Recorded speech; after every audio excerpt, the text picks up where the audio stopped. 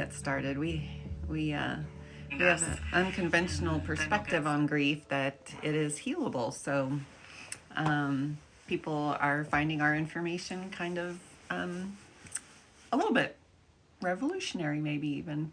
So if you're one of our regulars and you'd like to share our video, our live, that would be great.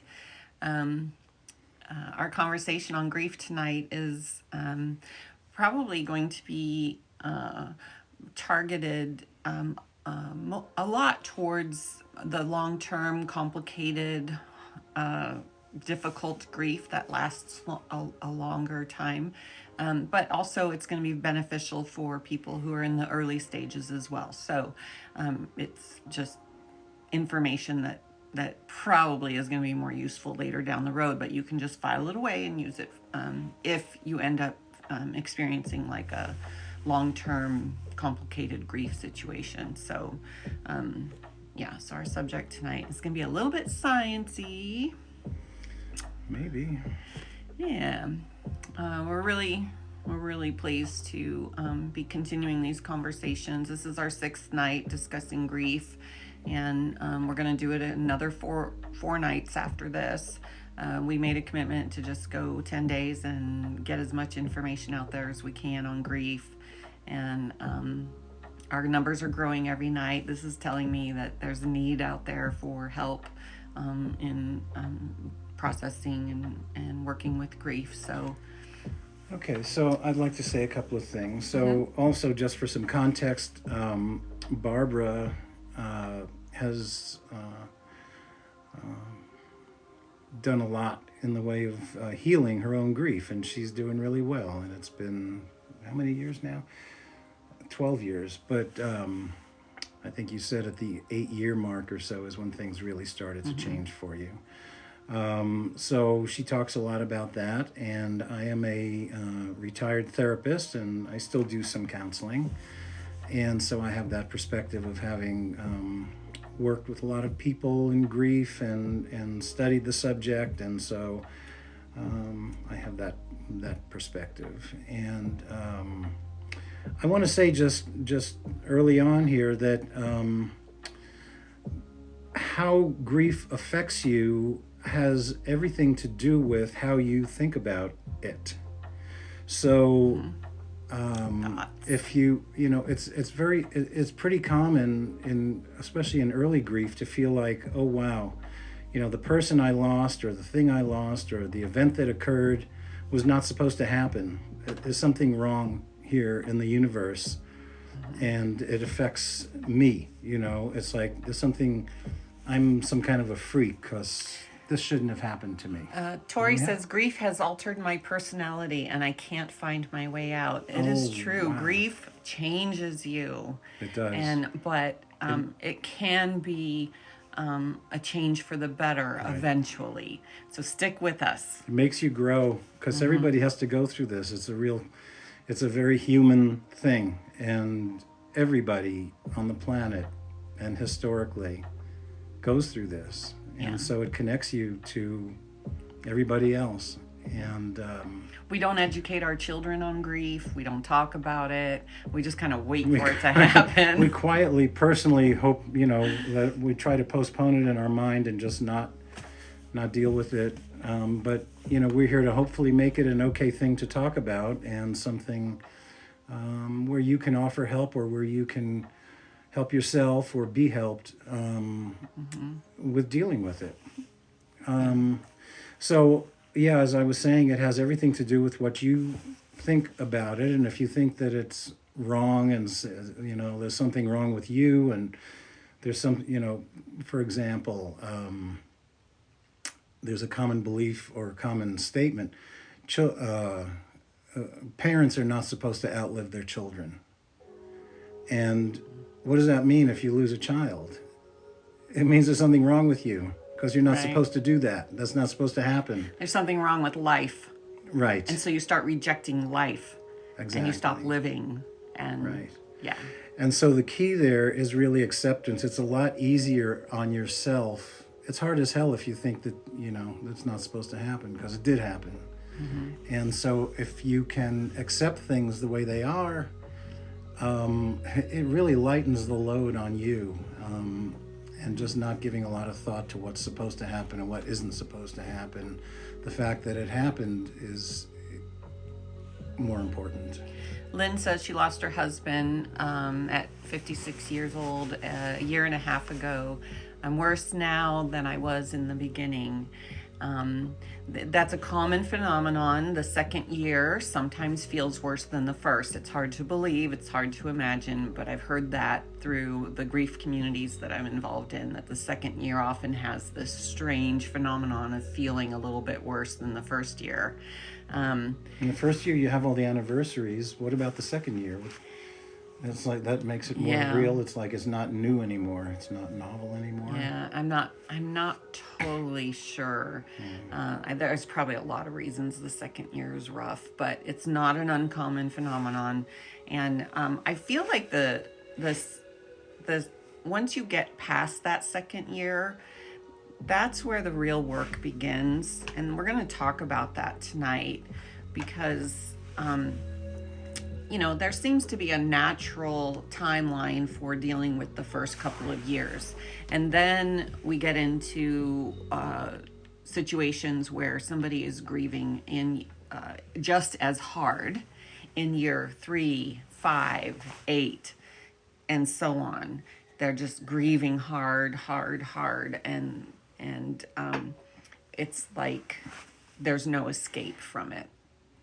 And like Roger was saying, the story, the thoughts that we have about our grief experience, it all starts with the thinking, the ideas, the stories, the things that we keep telling ourselves. This is the worst thing ever. I'm never going to be okay. Well, that's a big one. I'll never heal from this. And, we've said this before, but it bears repeating. There's a lot that goes on in the grieving communities, well intended. There are organizations to help people with grief, and it's well intended. But a lot of people, we've discovered in those organizations will tell you it never gets better. You're never going to heal. You're never going to get better. And you'll learn to tolerate it. You'll learn to live with it. They kind of give you that little bit of hope, but that doesn't sound good enough to me. It didn't sound good enough to me back a few years ago. I think they're well intended. Yeah. But, and maybe that's supposed to indicate an expression or be an indicator of your love for the person that you lost if you never heal from it. But I think Barbara's the expert, having gone through this herself. I think she can, Well, my old story, It doesn't mean that you didn't love the person if you start to heal, is what I'm saying. Right. You do love the person. Right. But you're also able to heal. Yes. The old story, the thought pattern that I had was my son is gone and I will never be better. That was my story. And you were told that. And I was told that too. People reinforced that story on me. So I was like, okay, I guess this is my story. And my new story became that, after I learned some things, I educated myself on grief and emotional pain and things like that, read some books, so this didn't just come to me naturally. I did some work to learn some information, but through learning information, I discovered that I had a new story, and the new story was that I have the ability to alter the chemicals in my body that will help me feel better. I learned some sciencey stuff about how my body works, and I learned that this information was transformative. And so we want to get that information out to all of you tonight.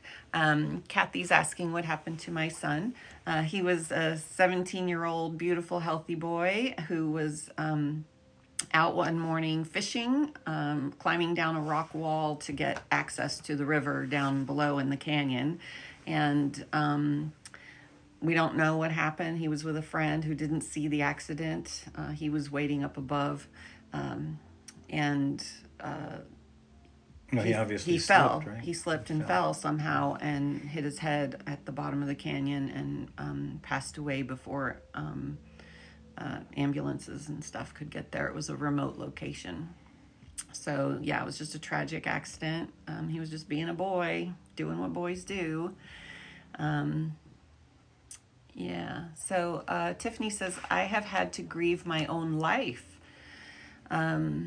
That's that's true. There are experiences in life that give us a sensation of not having a life, and I'd be so interested yeah, to know a little more about that, but I yeah. assume it means you thought you had a particular life, or you did have a particular life, and somehow that got changed or taken away. Kind of like your mother when your father died. Her whole life, now the story that she was supposed to have, she was supposed to have this husband and this family and this whole Upwardly mobile, story, and and her story was gone now when her husband now died.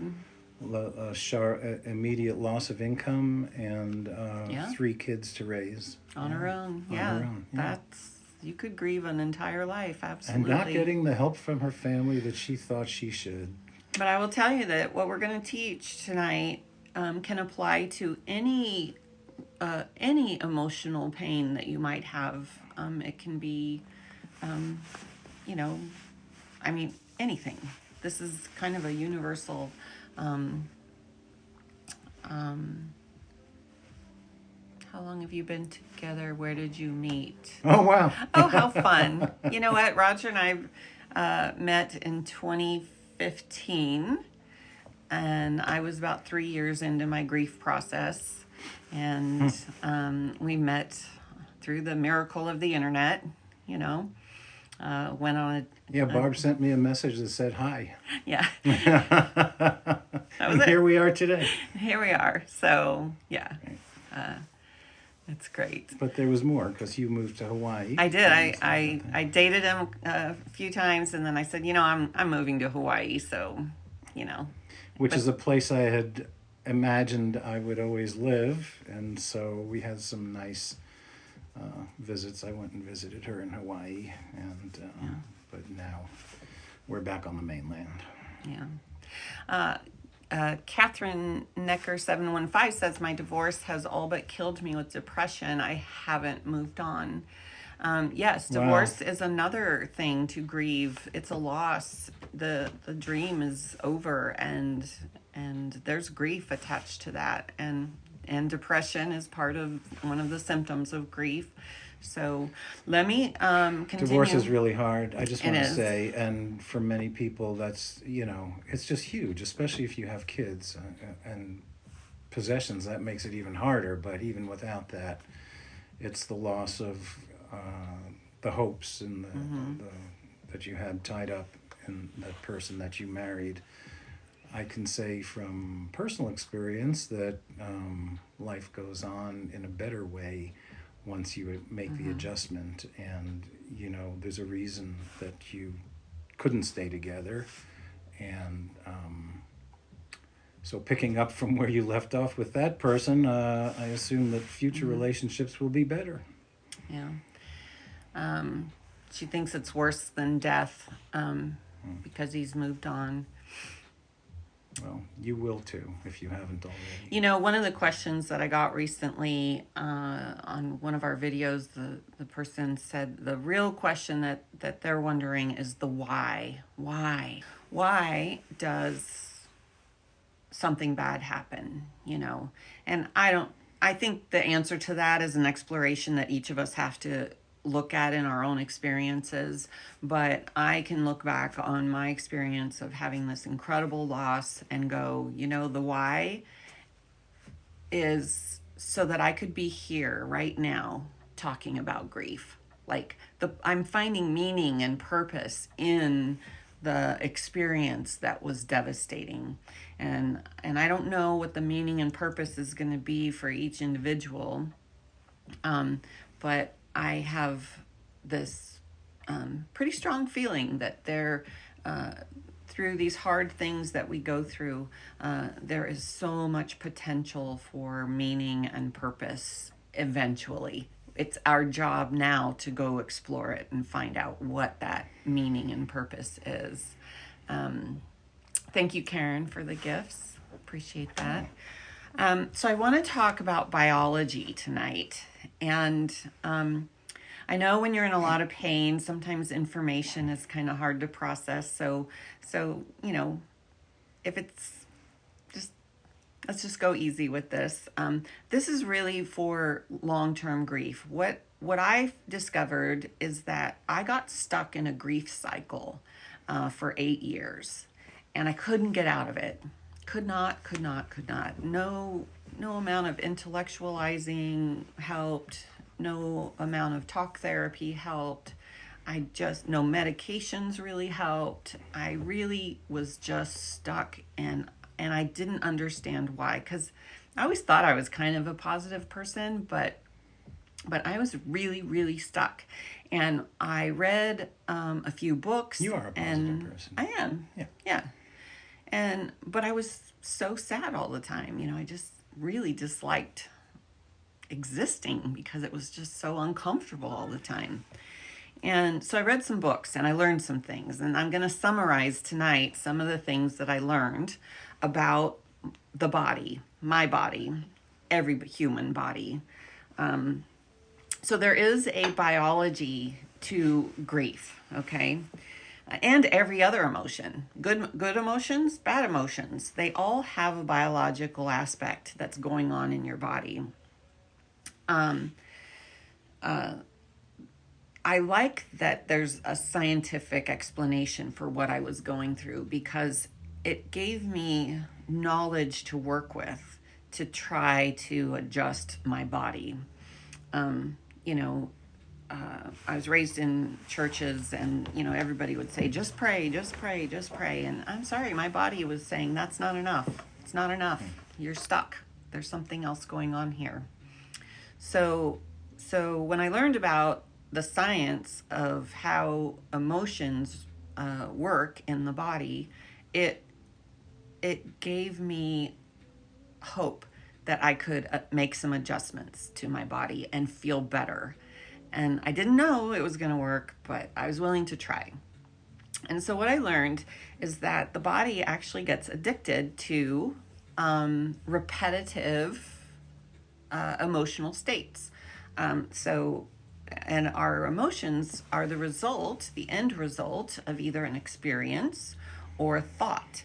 And the body doesn't know the difference between a thought and an experience. It will produce the chemical that thought or experience wants it to produce, whether you're actually having the experience or not. A good example would be arousal, sexual arousal.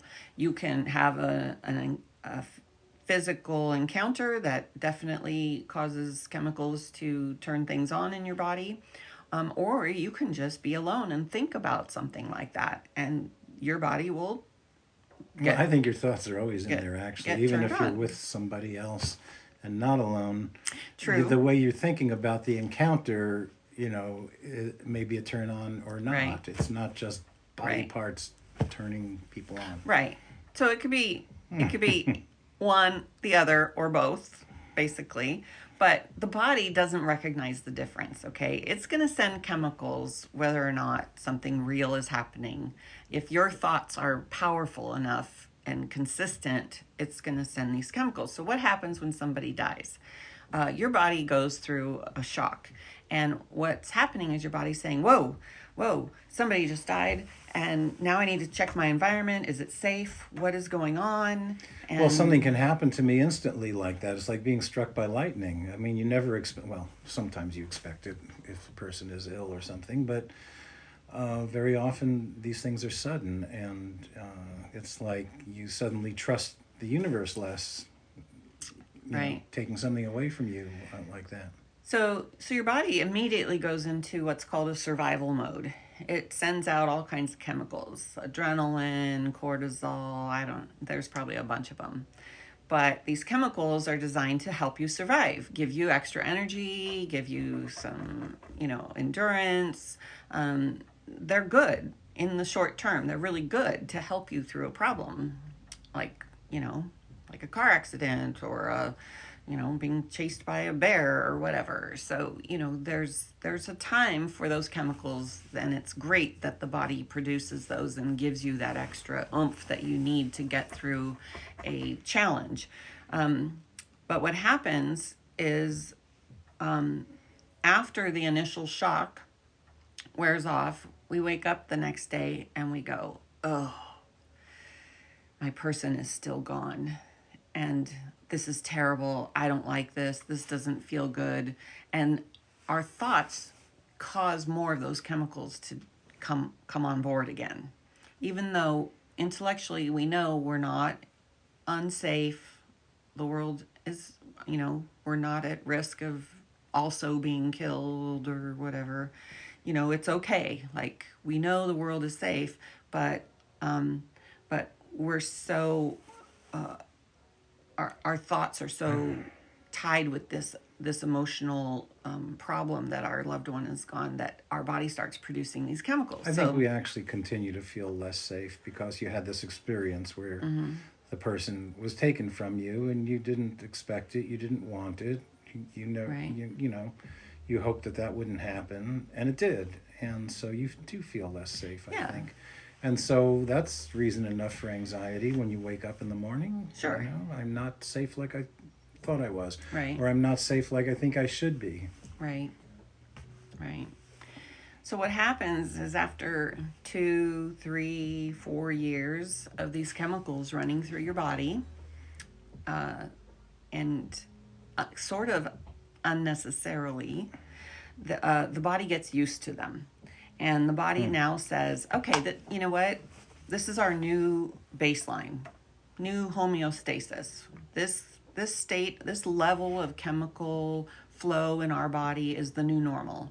So we're going to just hope to maintain this, because that's what the body wants to do. The body always wants homeostasis. It wants the path of least resistance. What's easy. And at some point, our body just accepts that we're going to require a higher level of these stress hormones in order to just continue being in a homeostasis. So these chemicals, we literally get addicted to them. If we suddenly start doing something to try to reduce those chemicals, the body says, "Oh, no, stop that. We've just adjusted to this. We're not making any more adjustments, And these chemicals, it starts as a thought. You have a thought. The thought is information, and the body responds to the information, produces chemicals. The chemicals make you feel terrible, and you're like, I feel terrible. Why do I feel terrible? Oh, it's because my loved one's gone. Yes, I hate that thought. I hate that feeling. Now, your thought just produced more chemical. More chemical says to your body, I don't feel good. What's wrong with me? Oh, my loved one's gone. And so it's like this cycle of, my loved one's gone, I feel terrible. My loved one's gone, I feel terrible. Goes so what to do about that? So, this is just my personal opinion, okay? But after learning about these chemical reactions and things in books that I read, I thought, grief is a biological thing, and I am stuck in a chemical dependent state, and it's fueling my thoughts to keep myself negative.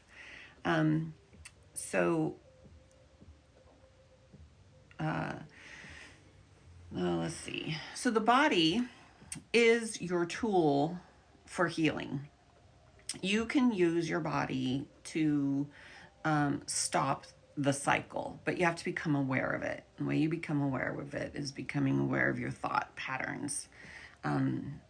If you understand that every thought is going to trigger a chemical and then make you feel bad, which is going to trigger another thought, you want to stop it up here in the thought process. As much as possible. It's hard to do. It is. And the body. body's... You did a lot of good work with body centered with heart centered breathing and focusing on your body and meditating and stuff like that. Isn't that right? Right. So so the body has all this excess chemical running through it, and it's kind of amped. It needs to calm down. And so calming our nervous system is one of the first things that I learned how to do, and it was a breathing exercise. I'll talk more about that. But you can change your body's chemical habits by changing your thoughts. It's really hard because the thoughts have become a pattern. You've got like what's it called, the your neuroplasticity in your brain. You can establish a thought pattern, and it literally has neurons connecting together. So you establish new thought patterns. So you replace those negative thoughts Right. with something better. Right. Hopefully. So you want to undo the old thoughts, stop thinking those, and then create new thoughts. You can't just stop thoughts. You have to start creating a new one to replace it. So I think the primary thought is giving yourself permission to heal. It's like accepting I can heal, other people have done it, I can do it, and I'm going to do it, even if the current time is a hard time and you're not healing right now. But that's a big change in thinking, actually, that openness to Yes. change for the better. When I learned that my complicated long-term grief was probably these chemicals running my life, I felt like it gave me a sense of power, because I was like, I am going to beat these. These chemicals are not going to run me. I'm going to run them. And I got determined, and it felt powerful. It felt hopeful. It felt exciting, even. Like I became like a little science experiment. Let's see what happens. Let's experiment with these different methods and techniques that they say will calm these chemicals down. And so, in fact, a couple years after my son died, I had a lot of pain in my body, and I went to this doctor, and he said, stress hormones, too many stress hormones flowing all the time it's his theory that they were the cause of things like fibromyalgia and stuff like that. So I was like, wow. So when I took what he told me, a couple years in, and then a few years ago, I learned more about these chemicals. I was like, wait a minute, I think I've heard this before. Well, and this stuff has been around for a long time. There's a guy who's still currently popular, a biologist from Stanford, Robert Sapolsky, I think. Mm-hmm. In the 80s, he wrote a book called Why Zebras Don't Get Ulcers. And the reason zebras don't get ulcers is because they respond with all those chemical changes and the adrenaline and all if they're being chased by a predator.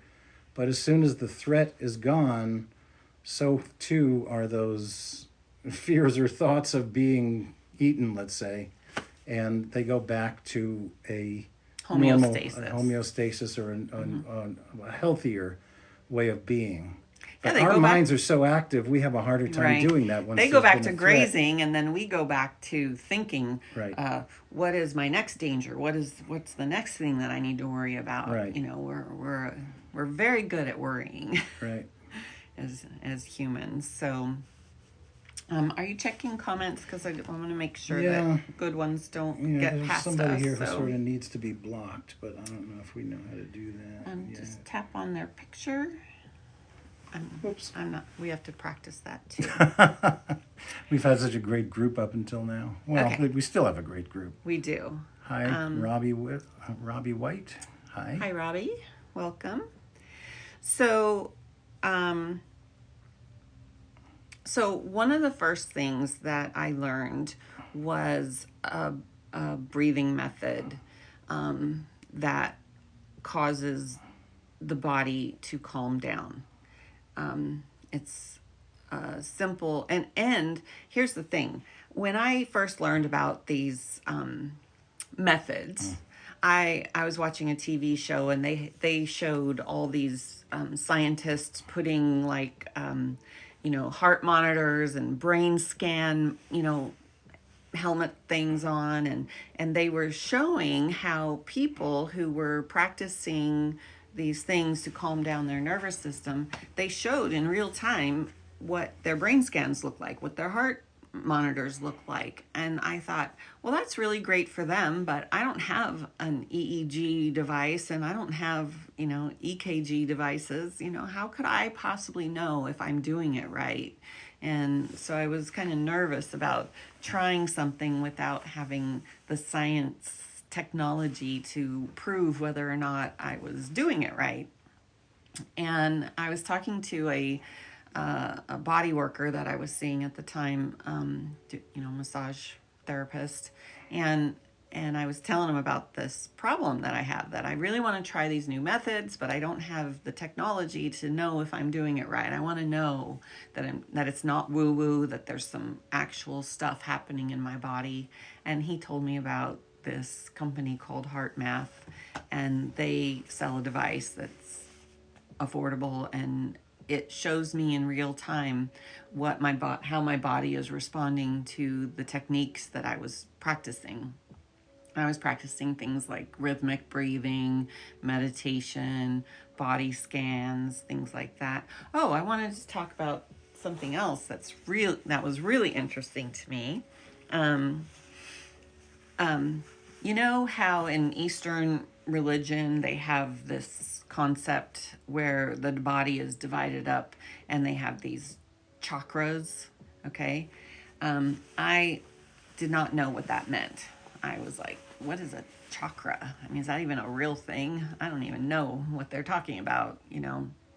But as I started to read books and was learning, Dr. Joe Dispenza was one of the big authors that I read quite a bit. But there are others who are talking about the same stuff, not just him. And what I learned is that in each area of the body where the Indian culture calls it a chakra is a hormone center, a gland. There are glands in various locations throughout your body, and they correspond to those chakras. So Energy centers. and they call them energy centers. They call them hormone centers. They call them chakras. So this don't be turned off by the word chakra anymore if that's like a weird word for you. Like it was a weird word for you. It was a weird word for me. I was like, what is that?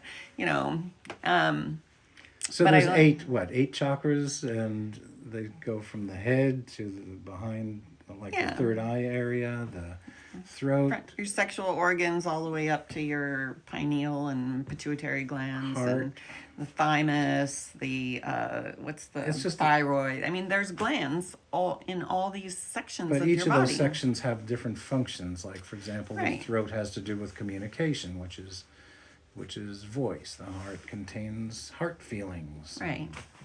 like that. And so what happens is you have a thought, and if it's say a sexual thought, well, the glands down there get activated. So your thoughts are sending information to the glands, and then the glands are sending information to the rest of your body. And so controlling the thoughts, managing the thoughts, taking charge of your thoughts is one of the ways to start taking charge of the various parts of your body. And the interesting thing, if you ask someone where they're grieving, sometimes they'll tell you, it's in my heart, or they'll say, God, I really feel it in my throat, or I feel it in my gut. People feel emotional pain in different areas of their body. So it's getting familiar with the body aspect of grieving was so critical for me, and I think that we need to start including this in discussions, and therapists need to start talking about this with their patients, and and all of that. Thank you, but I have company. I will be back tomorrow. Yeah, that's Jim. Oh, okay. I think that is. Yeah, that was Jim. Yeah. Okay. James. Yeah. And do you know how to do this? I'm sorry to interrupt. Do you want to? What do you want to do? Block. So you go to this. Yeah, we don't know this, do we? Oh. Not sure. Yeah. Oh, I see. I'm not sure. Oh, okay. Keep playing with it. Yeah, okay. Sorry. Yeah, okay. We're new. This is our 6th night of doing live, and we do want to create a safe space. So I apologize for not having that little aspect worked out. Anyways, so getting familiar with the relationship that our thoughts have to these hormone areas in our body was super important, and learning how to calm each one of those centers down. There was this one guided meditation that I like to do. Dr. Joe teaches that it's called the blessing of the energy centers. And basically, you just spend a little time, a little mental attention in each part of your body, and you kind of, talk to it, like, thank you for serving me. I'm sorry if I've ever let you down. I love you. I care about you. You're safe. This, whatever, talk to your body. Tell it, we're safe right now. It's okay. We're going to be okay. Help is on the way. Talk to your body and tell it to calm down. Spend time. You have to spend time. This isn't the sort of thing that you're going to just think once and be like, why didn't it listen to me? My body's still reacting in this crazy way. It's going to take time. The neuroplasticity of your thought patterns in your brain, it takes time to develop a new thought pattern. Let's see. RC dealt with grief as my mom passed away 16 years ago, and it took me years to work through. Yes, it can. It can take a long time, and this is just my personal opinion, personal experience. The reason I took so long is because I didn't have good information. That's what it feels like to me anyways. And so I really want to get information out there so that people can start becoming taking charge of your life again. It's so many times grief feels like it's controlling you instead of you controlling your own life. I used to call it the grief monster that lived inside of me, and it just had its own wicked way with me whenever it wanted to, and I had no control over it. It just would take over and put me in these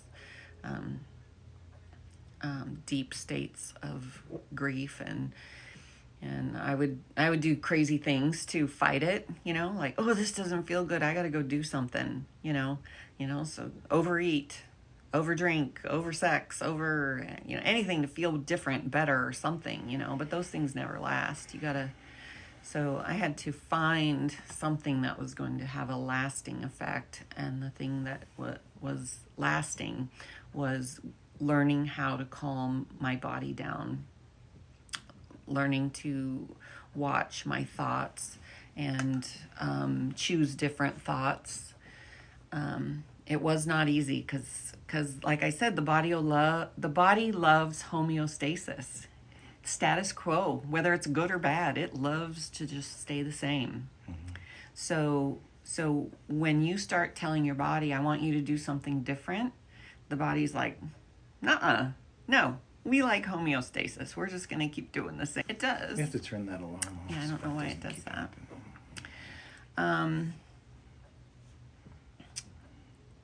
Yes, Karen says, I had to stop identifying as I'm a widow. Oh, Yeah. wow. Yeah, I had the same phenomenon, the same awareness. It was like, I'm a grieving mother. I'm a grieving mother. I mean, it was like a broken record in my head that that's who I am. Oh, you want me to be a happy person? Don't you know that I'm a grieving mother? Why would you expect me to be a happy person? What's wrong with you? I'm a grieving mother, So, Well, that widow thing too. I know from watching my mom after my father died that She always called herself the third wheel, and she was like, "Yeah, other couples invite me to go with them, and I'm the third wheel." Oh, It's yeah. like, So that's how she identified. I'm the third wheel. right. Yeah. Um, so I talked a little bit about this breathing pattern, a rhythmic breathing pattern. We talked about it last night. Um, there are many breathing patterns out there that you can learn. This one is just a 5 count inhale and a 5 count exhale through the nose, heart centered, putting your mental attention in your heart. And when you inhale, just consider like almost like this is the portal where the air is coming in and out, you know, even though it's coming in and out of here. Think of it as coming out in and out through your heart. And then there's a special ingredient, which is to try to manufacture a higher level emotion. So, if you're going to breathe in and breathe out and just go, I really like the way my exhale feels better. So I'm thankful for my exhale. That feels good. So even just appreciating the feeling of the exhale, the There you go. relaxation of it. Appreciation. That's really profound, isn't it? It's like, because that's very much in the present moment. It's for the Yeah. duration of the exhale, and there is pleasure and relaxation that goes just subtly different than the inhale. The exhale is more relaxing, and so you're extracting the pleasure right then and there, Right. moment by moment. You every time cannot you deny exhale. that an Right. inhale feels a little bit like work, but an exhale feels like relaxation, pleasure and relief, and yeah. calm It's very and nice. all of that. So just appreciating the relaxation of an exhale is an elevated emotion. Appreciating something is good. Feeling gratitude, when you might look at your life and go, well, I don't have anything to be grateful for. Everything's a mess in my life. Everybody hates me. Everybody leaves me. I lost my job. I'm broke. Like you could look at your life and go, I have nothing to be grateful for. But in an exercise for 5 minutes, if you did 5 minutes of inhaling and exhaling, and on your exhale, you just appreciated the feeling of the exhale, you're doing it. You don't have to find anything in your life that is good. I hope you do. I hope you do. But I know Well, there's a lot sometimes. to be grateful for, but I think Yeah. when you're overwhelmed by, an experience, it can be hard to get to that. Yeah. Or what you're appreciative of may not seem as important as the thing that you're missing. But Right. you have to find ways of changing that, and that isn't forever and always. Sometimes I would talk to the grief. I would say, look, I'm going to go do some heart-centered breathing for myself right now. I'm going to put you up on the shelf. Wow. You stay Oh, there. nice. I'm going to go do this. You can come back when I'm done if you need to. And sometimes it didn't need to come back. But I wasn't fighting it, It was kind of like a companion that was just with me. But I also kind of started to take control of it. Like, okay, grief, you go on the shelf. I got some work to do. And I spent some time with my body. That is one of the ingredients is time. This is a process that requires you to take time and invest it in yourself. And it can be little investments. You could do this heart-centered breathing, 5 times a day for 5 minutes. Do it while you're going to the bathroom.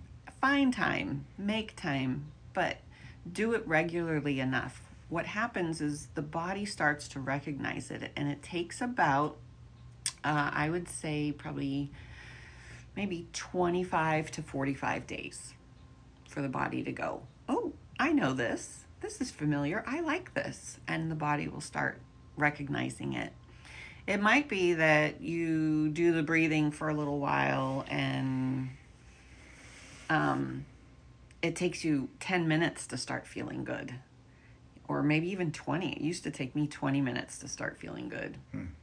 But now my body So recognizes you were it. really dedicated to it also on a daily routine. Yes, every morning, every evening, even sometimes in the middle of the day, just, after a while, my body started to crave it. And my body would communicate to me, little angst feelings like, you've been neglecting your work here, get back on it. And so it was really fascinating to see how my body kind of started to talk to me in in the ways of how it was feeling. So um, yeah, it Nick, was amazing. hello. Hello. Joan, stunning. Thank you. I'm sure that was for Kundalini, Barbara. thanks for the gifts, Kundalini. Oh, Um, so, Miss Lambert, so spending Joan. time, making a commitment to spend the time doing the things that are going to make you feel better. What's Wow, the look at old? this. Did you see this? Lynn, Oh, I'm not a widow. I'm the wife of a man with good wings. for you. Beautiful. That really See, is. when you transform your thinking pattern, it feels a little bit better. You know, every little bit helps. Um, so one of the other ingredients to getting all of these little tricks to kind of work, to get your nervous system to calm down, uh, there's there's something called focused, convergent versus divergent focus, and Dr. Joe teaches this. I highly recommend reading his books, um, not just for grief, but for anything in your life that you want to improve. He's got some great wisdom in there. Um, but when we're highly focused on a problem, like my kid died, my kid died, my kid died, this is terrible, this is terrible, this is terrible. This is it's very focused attention, okay? And when you're focused on a problem that way, it's called a convergent focus. You're narrow focus, okay? And what they've discovered is that if you can switch your focus from being convergent to divergent, diverse, big, broad focus, the body relaxes better. So, here's an example, and everybody can do this with me. Take your finger and hold it up in front of your eyes and just look at the tip of your finger, and then just slowly bring it closer and closer to your eyes and keep your eyes on the tip of the finger, and you'll feel a little bit of pain in your forehead, maybe like your eyes are going cross-eyed and your head kind of hurts a little bit, like a headache. It's not a great feeling, okay? So, and hold that there and feel that feeling in this area of your head and feel how uncomfortable it is. Okay, and just hold that just for a couple more seconds. And then next, before you let go, I want you to immediately look to the farthest place you can look, out the window, the corner of the room, and feel the difference in how that feels up here. Like, oh, that feels much better, much broad. And So a broad focus you're suggesting rather than the convergent, the very narrow focus. right. So so the body loves a divergent focus. And so if you ever find yourself closing your eyes and trying to meditate, let's say, but all your thought processes, this doesn't feel good, I don't like this is too hard, those are convergent thoughts, okay? Those are problem thinking.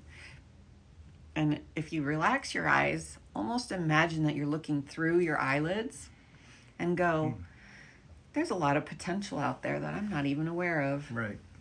I wonder what it is. I wonder where it is. I wonder what it's going to look like in my future. It's really literally kind of opening space in your mind. Yeah. So Opening space for new possibilities. Yeah, pay attention to your thoughts and the feeling. Does it feel convergent? Does it feel divergent, diverse, broad?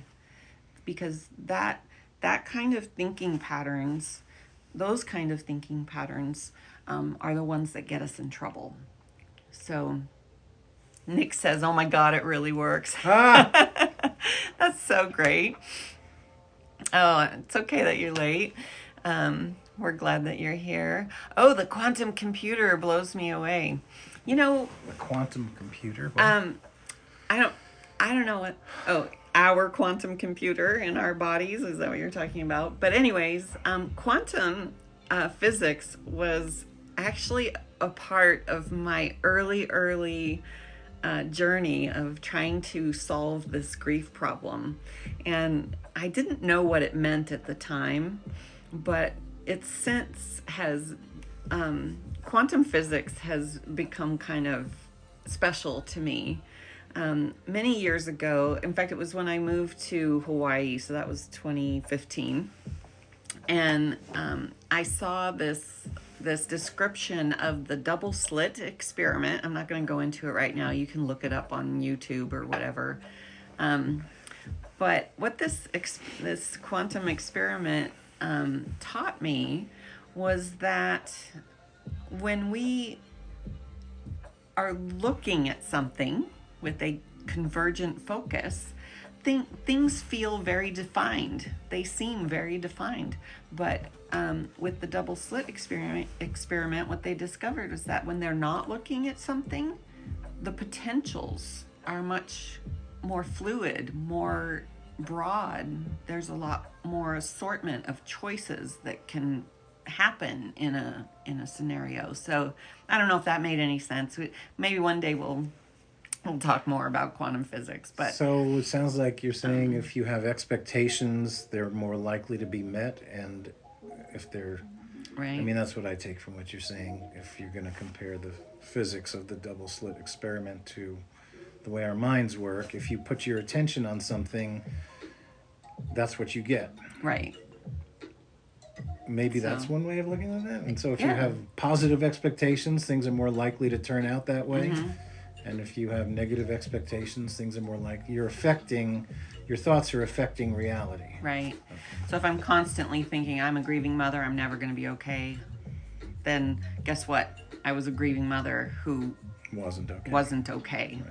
Right. But when I saw that experiment, I started to think about, wait a minute, maybe there are other options here. Maybe I can heal this. Maybe I can grow from this. Maybe I can, maybe this can turn into something beautiful. Even that much of a change. And it did turn into something beautiful, because here I am, healed, talking to other people who are hurting and giving hope that you can do this too. It's an incredible experience to take the worst thing ever that ever happened in my life and have it transform into something like this. To have this opportunity to tell people that you don't have to accept the status quo. There are other options that feel a lot better, and it's going to take a little work and a little bit of effort, but it's so worth it. I promise you, it is so worth it. Nice. Swimming with sharks. Yes, being observed changes its pattern. Yes, Mm-hmm. that's... Yes, amen. Thank you, Nick. Mm-hmm. Hi, Deb. Yeah. So let me just, one more little ingredient to this process is something called the present moment. You hear a lot of this in a lot of different communities. They have different words for it. But what does it mean to be in the present moment? If somebody would have said to me, are you in the present moment? I'd be like, yeah, I'm right here. What's wrong with you? Are you not here? I had no concept what that meant.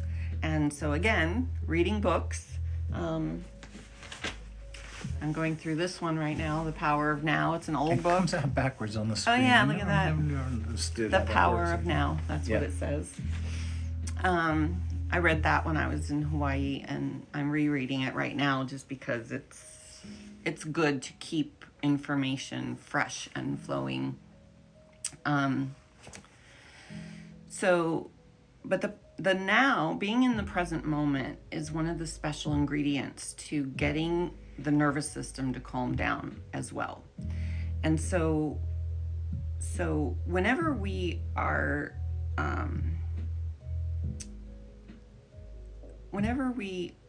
labeling something, judging something, talking about an experience, retelling a trauma, all of that, we're usually talking about something in the past. Or maybe sometimes we're just worried, where's my next paycheck coming from? Where's my next grocery, what my future? Am I So going to be okay? anticipating the future or dwelling on the past. Right. So those are all thought processes that belong on the schedule of time, either in the past or in the future. And what we want to do is get to a place, well, what does the present moment feel like? And so if you sit quietly for a moment and watch your thoughts, become the observer of the thought, and then, like, maybe the thought is, oh gosh, I gotta go pay bills tonight. Okay, so that's a thought. And then just label it. Tell yourself, oh, that is a future thought. That is not a present moment thought. That's a concern about the future. And just get used to noticing where those thoughts land on the timeline of time. Are they present moment thoughts, or are they past thoughts? So are you saying or are don't they pay future your thoughts? don't pay your bills? Is that what you're saying? Yeah, I'm saying don't pay your bills. Okay, I like that. There's a time to anticipate the future and Yes. and deal with it.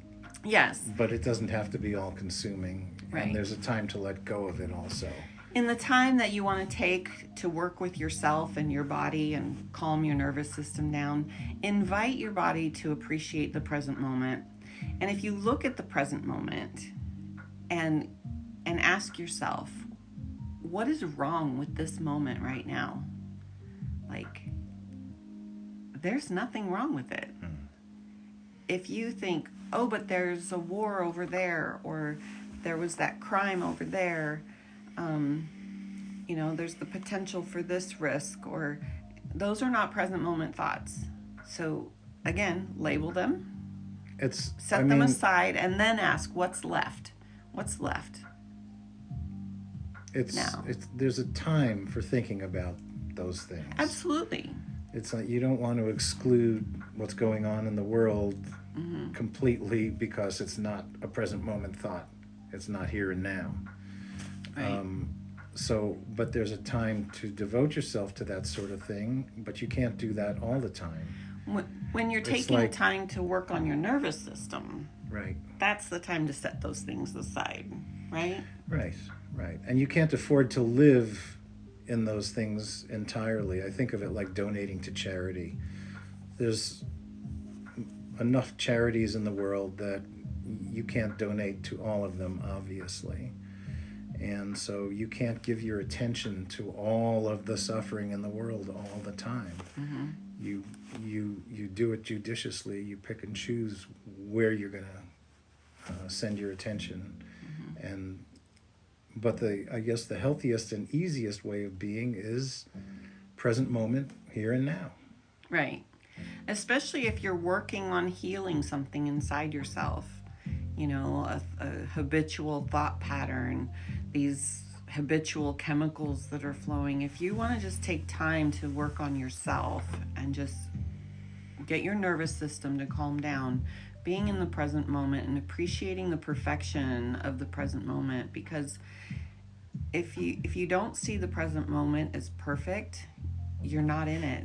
You're worrying about the future, or you're upset about the past.